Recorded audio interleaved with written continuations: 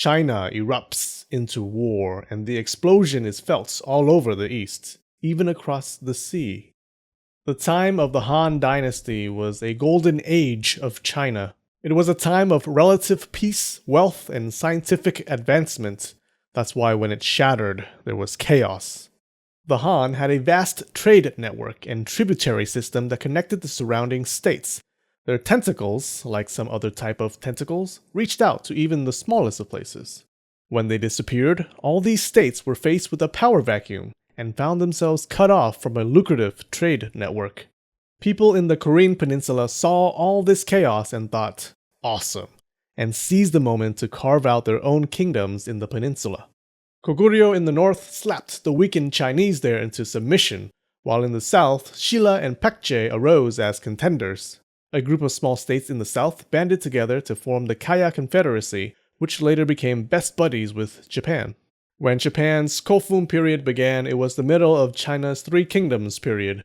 Contact with China had evaporated, and Japan's supply of bronze mirrors evaporated with it.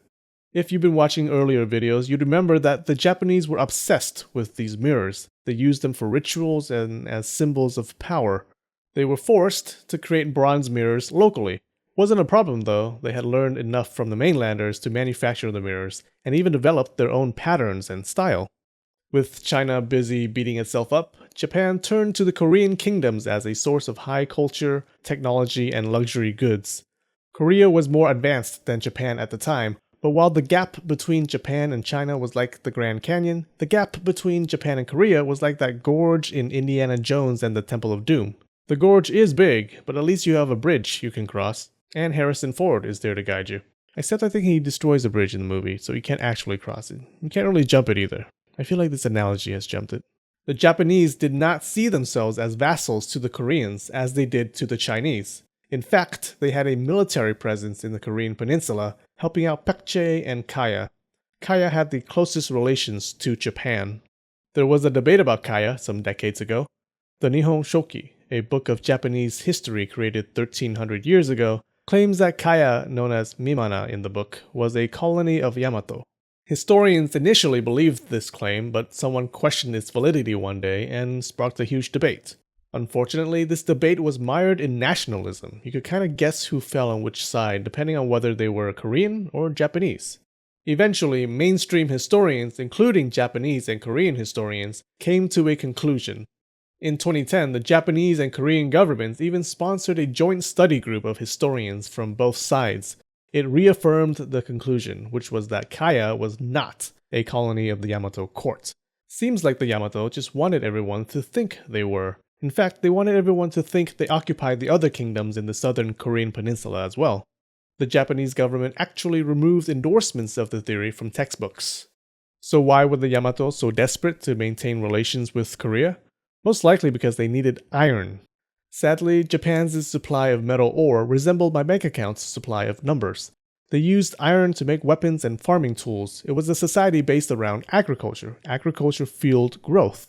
Iron tools were used to clear land, which brought more agriculture, which brought more money, which brought more iron, which brought more iron tools to clear land, and on it goes. Early on, the competing clans understood this. You can bet the Yamato did as well. Iron was the key. The Yamato needed a reliable stream of iron flowing into their coffers to accomplish their goal of unifying Japan. Towards this end, the Yamato also formed a relationship with Paekje. If Kaya was Yamato's main wife, Paekje was its secondary wife. Remember, they practiced polygamy. It benefited both sides. Japanese forces defended Paekje when the other two Korean kingdoms invaded, and Paekje helped Yamato establish contact with the southern Chinese courts. Japan learned all kinds of new technology from the peninsula, like innovative ways to make tombs, glazed pottery, and especially fighting on horseback. Koguryo was the Tiger Woods of mounted combat, meaning they constantly cheated on their wives. No, they were really good at mounted combat and used it to basically dominate the peninsula. Some historians suggest that Japan's initial adoption of a horse warrior culture was because they were afraid Koguryo would invade Japan after they were done with the peninsula. In the 400s, with the help of Paekje, the Yamato re-established contact with multiple Chinese courts, sending tribute in return for Chinese acknowledgement and trade. Everyone in Japan breathed a sigh of relief because they finally had access to Chinese bronze mirrors again. Amidst the wars, many Koreans and also some Chinese said, "Screw this," and fled into Japan. These immigrants were the true MVPs. They brought new political ideas and ways to manage a large central government. Much of Japanese arts and architecture at the time developed from immigrant artists or artists building upon existing Korean styles. Many Koreans attained important government offices. Korean immigrants were organized into occupational communities called be and performed all kinds of labor. Paek-jae introduced two things that changed Japan forever: the Chinese writing system and Buddhism. We'll talk about Buddhism in a later video, but writing changed everything. The Japanese did not have a written language before. Now they could keep written records, helping to maintain control over large regions. It was the beginning of the written arts and high culture and stories and poetry. Strong relations with China and especially the Korean kingdoms allowed the Yamato clan to stay one step ahead of the competition and form a Japanese state. Influence from the continent lifted Japan into a literate and technologically advanced society. Hey y'all, we broke through the 10,000 subscriber milestone.